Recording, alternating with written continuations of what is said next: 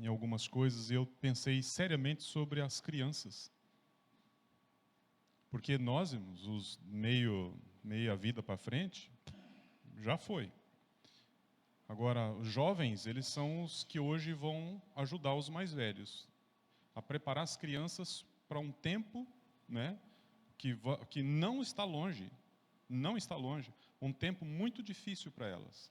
E se elas não tiverem esse conhecimento, essa intimidade com Deus, que elas vão aprender com nós, adultos, se elas não tiverem, elas não sobrevivem. Tá? E estou falando lá para frente, mas hoje mesmo, hoje, com as coisas que têm acontecido no mundo, vocês percebem um mundo agitado, né?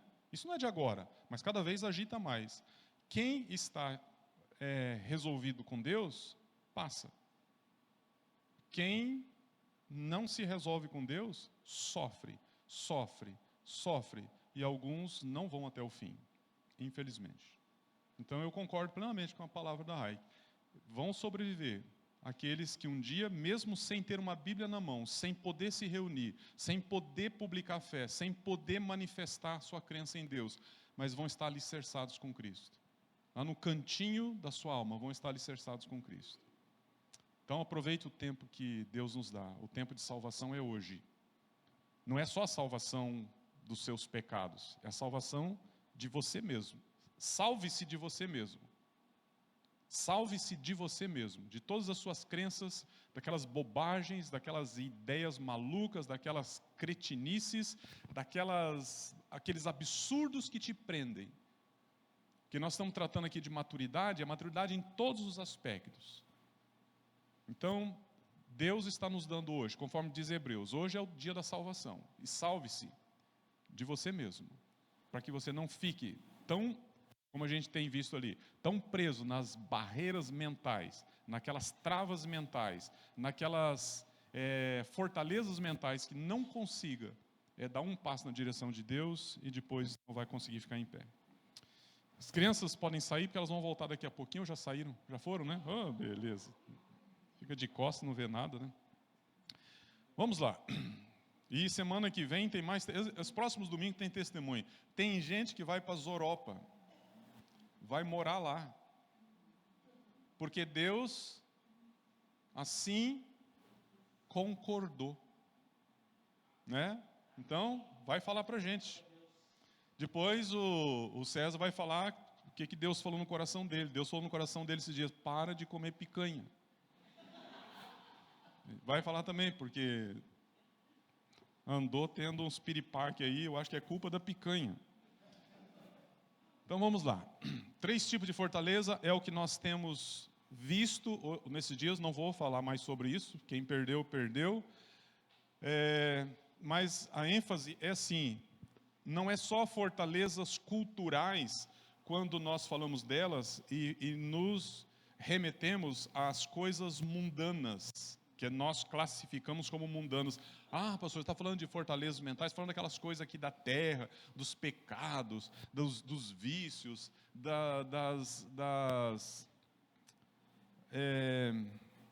crenças que recebemos em casa como deixa eu lembrar aqui a palavra certa. Ai, meu Deus, fugiu a palavra. Aquelas crenças que nós recebemos em casa como sendo parte da nossa cultura, da nossa crença, da nossa fé, e aquilo fica em nós e a gente acaba ficando preso a isso. Não é exatamente sobre isso que a Bíblia está falando. Ela está falando de tudo, inclusive aquilo que você chamaria de espiritual. E eu posso afirmar que até oração é capaz de ser presa. Até oração é capaz de ser fortaleza mental. Por exemplo, pessoas que dizem assim: eu vou fazer uma oração. Pai nosso que está no céu, santificado seja. Esta é a oração? Sim, essa é a oração que eu faço. É a oração que Jesus ensinou. Sim, Jesus ensinou. Quando perguntaram para ele como é que nós devemos orar, ele disse: vocês podem orar assim. Mas ele não disse: essa é a oração.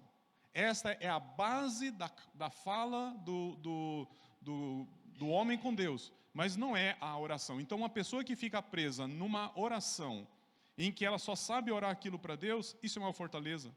Oh, mas é bíblico, pastor. É um trecho da Bíblia que faz a pessoa ficar na gaiola. Então você vai vendo aqui que muitas coisas da nossa vida cristã é capaz de nos prender. Deixa eu pular aqui. Aí falamos dessas fortalezas que envolvem crenças na igreja. Aí eu perguntei, o que aprendi sobre a igreja determina o quê? A minha maturidade. E eu coloquei para vocês, domingo passado, isso aqui foi onde nós começamos, né? O que é igreja para você? A princípio, quando você começa a falar sobre igreja, veja essa listinha aqui, ó.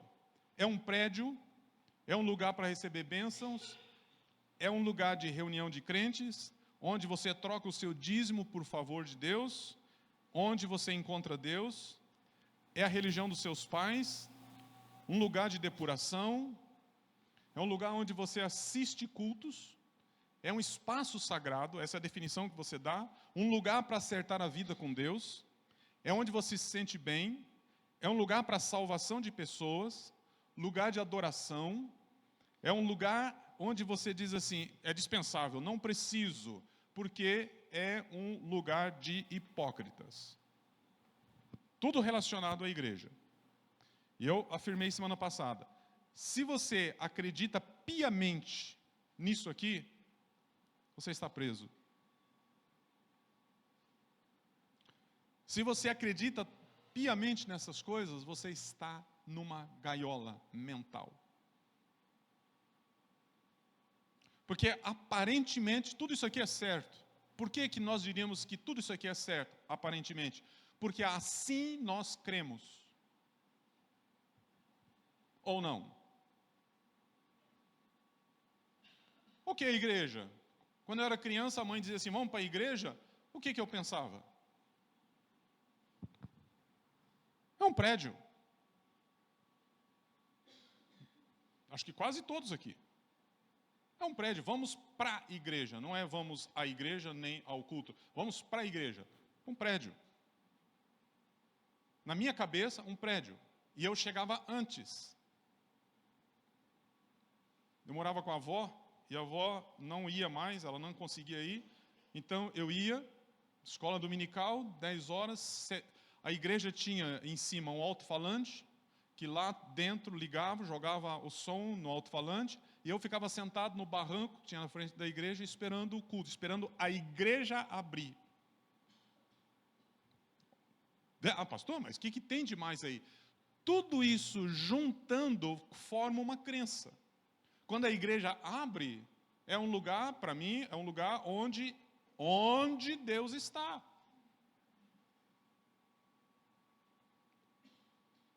E eu estou tratando isso aqui pelo seguinte, se nós estamos vendo sobre questão de maturidade, Deus precisa passar uma esponja em nossa mente e tirar algumas coisas que nos impedem de ser família de Deus.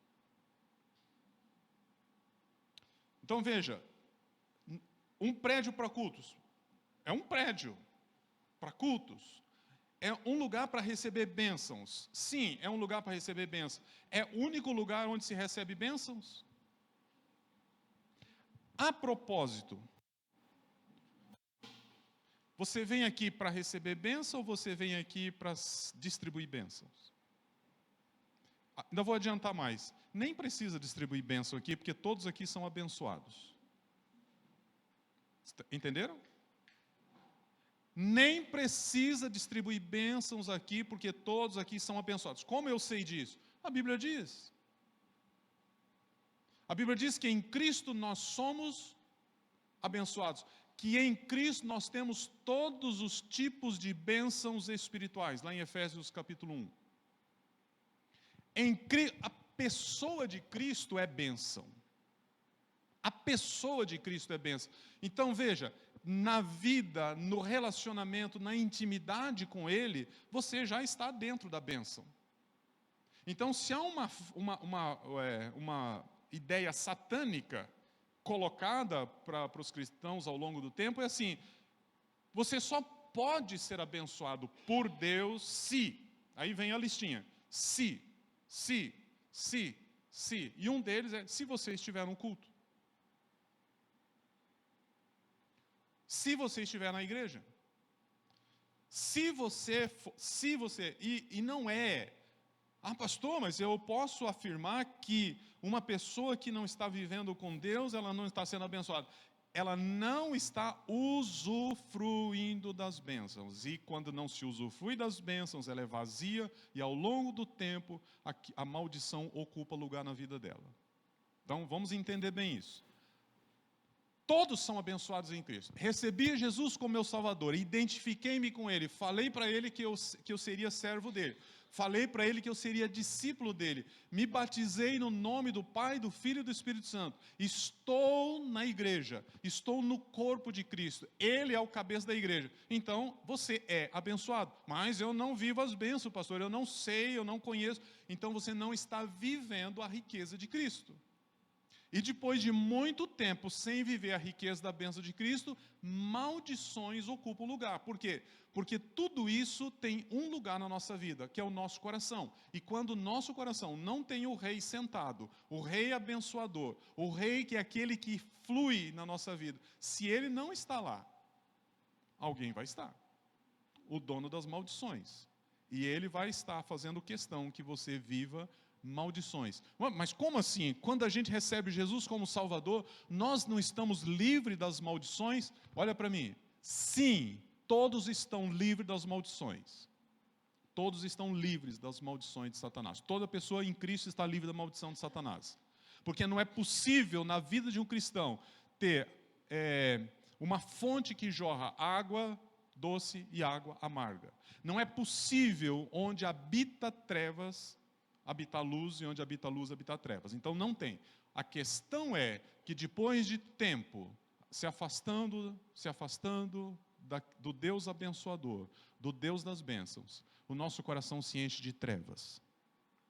Viu a definição que foi mostrada semana passada sobre a fortaleza? É aquilo que aprisiona em nossos corações no lugar de trevas. Então, eu sou maldito, pastor? Não, você não é maldito, mas você está vivendo a maldição. Quer um exemplo? Os dois filhos, sempre os dois filhos, os dois irmãos lá da parábola do pródigo vão estar aqui, viu? Por quê? Porque ele representa dois tipos de crentes, representa uma família com problemas. Aquele rapaz que estava dentro de casa estava vivendo uma maldição. Aquele filho bom vivendo uma maldição. A casa dele não era um lugar de bênçãos? O pai não era um pai provedor? A fazenda não era uma fazenda do rapaz, inclusive? Quem falou isso foi o pai. Meu filho, você está comigo, tudo que é meu é seu. Por que você não usufrui? O senhor não me deu o cabrito. Não preciso, você cuida dos cabritos. Você sabe qual é o cabrito cevado. Você é responsável por isso. Você é o responsável pelos empregados da casa. Eu não preciso dizer. Se você, por acaso, tem uma dúvida, você só pergunta. É a mostra de um homem que está dentro de uma casa toda cheia de recursos, com um pai que não segura. Tanto o pai não segura para ele os recursos que o pai deu à parte do filho, que ele nem deveria, não era obrigado a dar, daquele segundo filho. E o rapaz vivendo maldição. Tão amaldiçoado que o coração dele estava preso. O coração dele estava amargo. A vida dele... Gente, ele estava dentro da fazenda do pai, vivendo pior do que o empregado. Porque o empregado, ele sabe exatamente o que ele tem que fazer e pronto. O rapaz não sabia. Então, nota que, quando nós estamos falando de maturidade, nós estamos perguntando para Deus, Deus, do que a gente precisa se livrar? Do que a gente precisa se livrar? Então, eu repito para você, a gente precisa se livrar de pensamentos sobre bênçãos que nós temos. E não ficar uma mãozinha para o céu, Senhor, abençoa, me abençoa, me abençoa, me abençoa. Mas, Senhor, quem eu posso abençoar? Estão entendendo? A bênção não é para você ficar guardadinho com ela. A bênção é para você distribuir, porque Deus é um Deus abençoador. E Ele só pode fazer isso através de você. Deus pode fazer de uma forma diferente, mandando anjos, mandando o Espírito Santo consolar pessoas, mandando recursos do céu, mandando chuva, mandando sol, mandando a terra produzir o seu fruto. Deus pode. Deus pode abençoar lá a empresa, mexendo, né, nas decisões das pessoas. Se Ele quiser, Ele pode. Mas Ele quer usar você. E você não sabe disso se você não viver a intimidade com Ele. Então vamos tirar da cabeça esse negócio de bênçãos e bênçãos, porque eu quero bênção, porque eu sou um abençoado, eu não sou abençoado, eu sou um maldito, não, eu não sou um maldito, eu quero viver bem com Deus, eu quero viver bem abençoado. Não, começa a pensar, quem eu posso abençoar hoje? Quem eu posso abençoar? Pastor, está falando de abençoar com o quê? É dar dinheiro? Quem falou em dar dinheiro? É isso que você entende por bênção? Cifrão? Fazer um pix? Dar uma esmola? Vamos ajudar o pessoal lá no Rio Grande do Sul. Nós estamos abençoando eles, dando coisas. É só isso? Não estou entendendo então o que é bênção. Vai para a Bíblia. Aí não tem como eu falar para você todo tipo de bênção, porque aqui a gente fica 6 meses falando só sobre bênçãos e não esgota. Aí você precisa, na sua conversa com Deus, na sua leitura bíblica e tal, descobrir, pergunta para Ele, Deus, dá outro nome para bênção aqui para mim. E você vai ficar impressionado com o que Ele vai falar no seu coração. Quando a gente fala de igreja, a gente está falando de reunião de crentes. Reunião de crentes, ok. Não tem... Pastor, sabe quantas pessoas tinham reunião de oração a última vez aqui? 2. Deus não estava aqui. A igreja estava vazia. Bom, a igreja não estava com você. Então, igreja não é reunião de crentes. A reunião de crentes é a igreja. Ok? A reunião dos filhos de Deus forma a igreja. A igreja que está junto. E a igreja que se espalha. Igreja que está junto, igreja que se espalha. Fica imaginando Deus... Você conhece o mapa de Curitiba? Ele é um mapa meio assim, né? Nós estamos aqui na região noroeste da cidade. Imagina Deus olhando para Curitiba e Ele está descartando aqui região metropolitana. Ele está pegando só um mapa da cidade. E Ele olha agora, e olha, onde tem crentes reunidos tem a mancha vermelha. Tá? No mapa aparece assim. Sabe aquele quadro lá do futebol? Quando, né, mostra lá o futebol? Concentração maior de jogadores na área direita. Então aqui ele fica mais vermelho. Imagina Deus olhando do céu agora, olhando para o mapa de Curitiba, está cheio de pontos vermelhos. Né? Imagina aí. O que é isso? Igreja reunida. Depois do almoço, os pontos vermelhos esparramam. À noite, junta novamente. Igreja em ajuntamento. Igreja em família. Igreja esparramada. Igreja junto, igreja esparramada.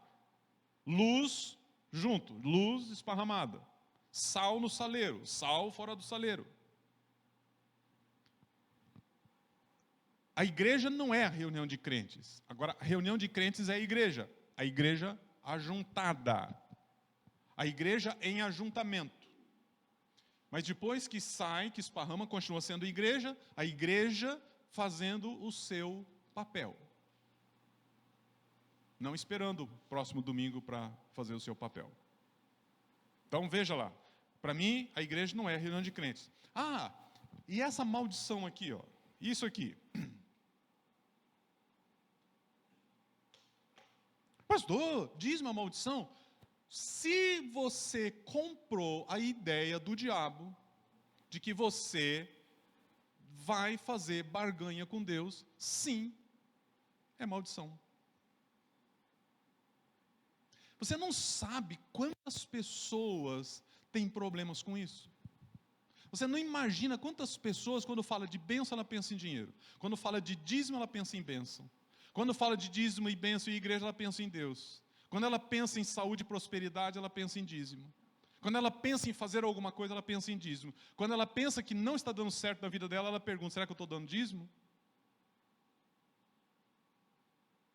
E o assunto maturidade, presta atenção, o assunto maturidade que envolve questão financeira, que envolve bens, que envolve dinheiro, a gente precisa de uns domingos só para tratar disso. Porque, responda para mim, depois de Deus, quem é o próximo na fila para sentar no trono do seu coração? O seu coração tem um trono e lá que Deus fica. É para ficar.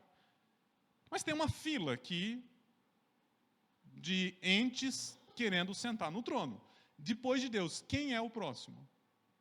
Se o trono ficar vazio, vai sentar.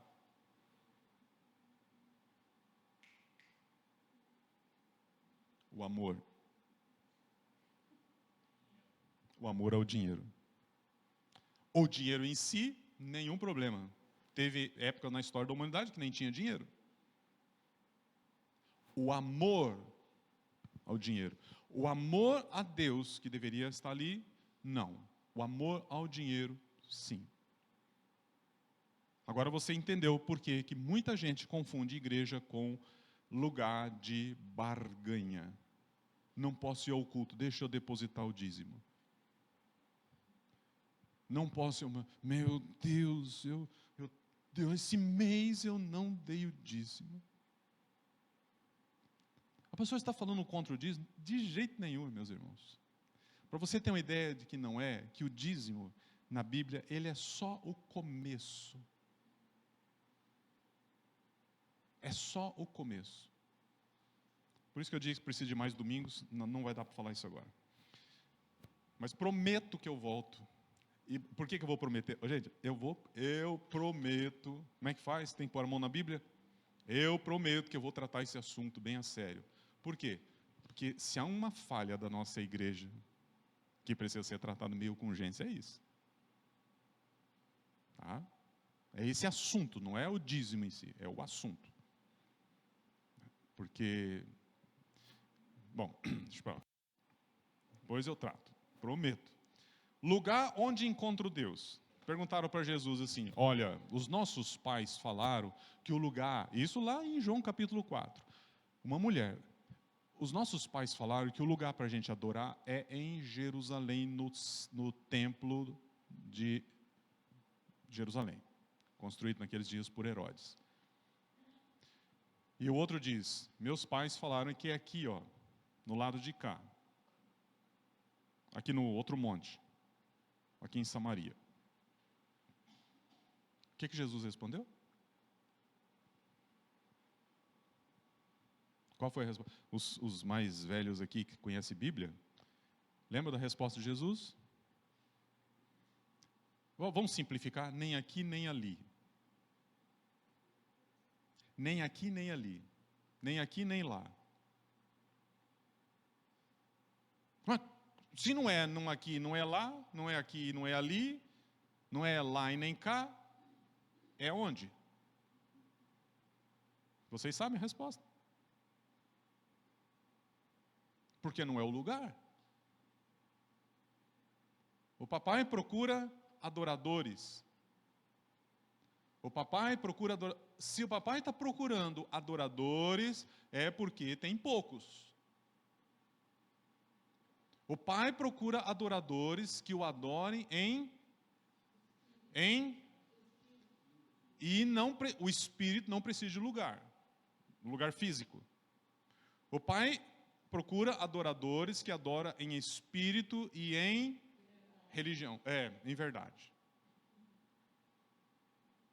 Por quê? Porque aprendido por nós ao longo do tempo, nós precisamos de um lugar onde os adoradores se ajuntam para cumprir um rito religioso.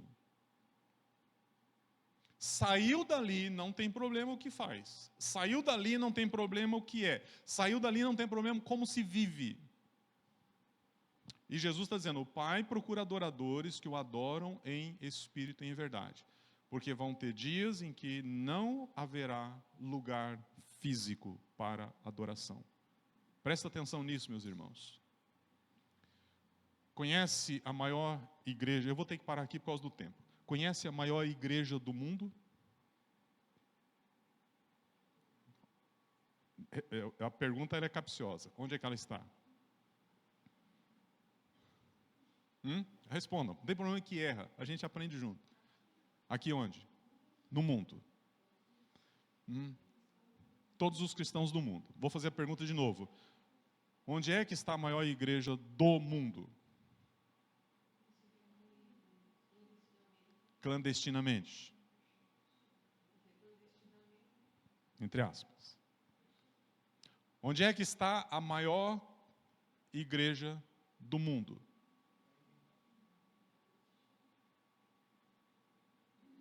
Está percebendo? Cada pergunta que eu faço vem uma resposta. Veja a confusão que nós temos. Sim, ela é a noiva de Cristo. Onde é que ela está? Qual é a maior? Qual é a maior? Eu poderia, talvez alguém está dizendo assim, eu vi lá no YouTube, a maior igreja do mundo está na Coreia, lá em Seul. Alguém pensou isso? Não? Pensou, né? A igreja fundada por Paul Yong-cho. 20 mil pessoas em cada culto, tem culto o dia inteiro, a semana inteira. E a igreja que está na China? Bem pertinho, Coreia do Sul e China. Tem crentes, filhos de Deus, nesses dois lugares. Lota. E na China, você não vê. Eles se reúnem escondidos. Deus está dizendo assim, não importa o lugar. Não importa o lugar. A igreja visível e a igreja invisível. A igreja corpo de Cristo, que a gente pode conversar com eles, e a igreja invisível inclui inclusive aqueles que já morreram, que estão lá no céu, esperando para juntar com a gente. São nossos irmãos, filhos de Deus. Igreja invisível. A igreja visível, que eu posso ver, seja aqui, seja pelo mapinha de Deus, que ele olha em Curitiba e vê as manchas, e a igreja invisível pela face da terra de irmãos que eu nunca vi. Agora, eu quero que você, para a gente terminar, que você pense assim, e se houver um momento na história da humanidade que não vai existir mais templos, não poderá existir mais templos.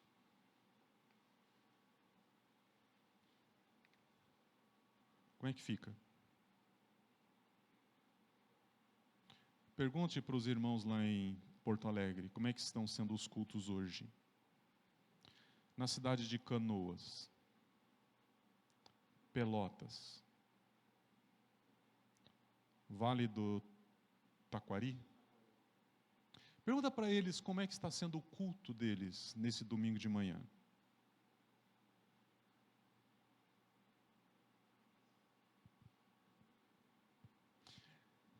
Quer mais?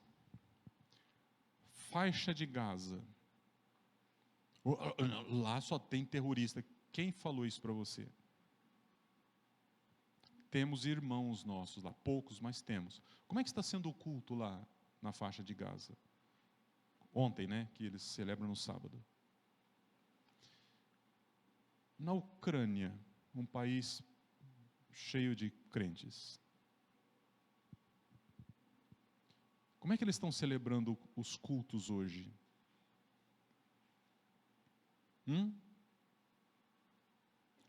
Haiti.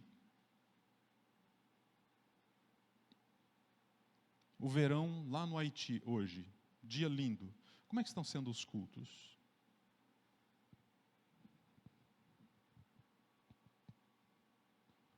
Na Rússia. Conhece as igrejas evangélicas da Rússia? Você já ouviu falar de alguma delas? Eu não poderia falar o que eu estou falando aqui para vocês se eu estivesse na Rússia.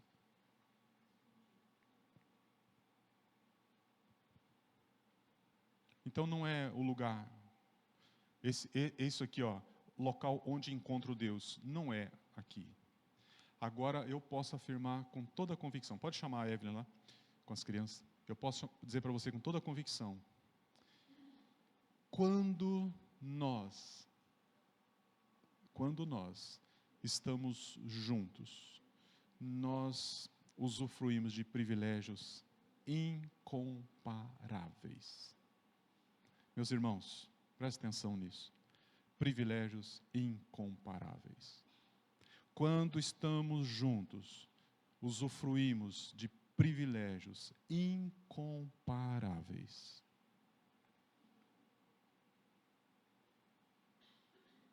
Quando estamos juntos. Segundo, quando estamos em concordância. Quando estamos em concordância, a gente abre e fecha o céu. Quando estamos em concordância, nós abrimos e fechamos o céu. Mateus capítulo 18. O que vocês ligarem na terra, terá sido ligado no céu. O que vocês desligarem na terra, terá sido desligado no céu. Isso aí está falando de Pedro. Foi a chave que Jesus deu para o Pedro. Diz: Pedro, funda a igreja. Pedro, você é o chaveiro do céu. Pedro, você é o cara que decide se entra ou sai. Pedro, você é o Papa. Pedro, não. Jesus tinha que dizer isso para alguém. E Jesus disse para a igreja, olhando para Pedro: Pedro, em cima dessa fé tão problemática, você que tem o nome de pedra, você que tem o nome de rocha, eu vou dizer para você, eu vou edificar a minha igreja e as portas do inferno não vão prevalecer contra ela. Ele está dizendo para nós, para todos nós. Então aproveite o dia de hoje. E no dia de hoje, você pode pedir para Deus salvar você daquilo que está te aprisionando. Amém? Amém. Crianças, Evelyn, mães, aliás, eu passo a palavra para ela, ela que vai mandar daqui para frente. Domingo que vem encontro vocês aqui. Domingo que vem vai estar frio, chovendo, cinza. Estão entendendo? Vão ficar em casa ou vêm? Vão ou vêm? Bom. Então eu venho também.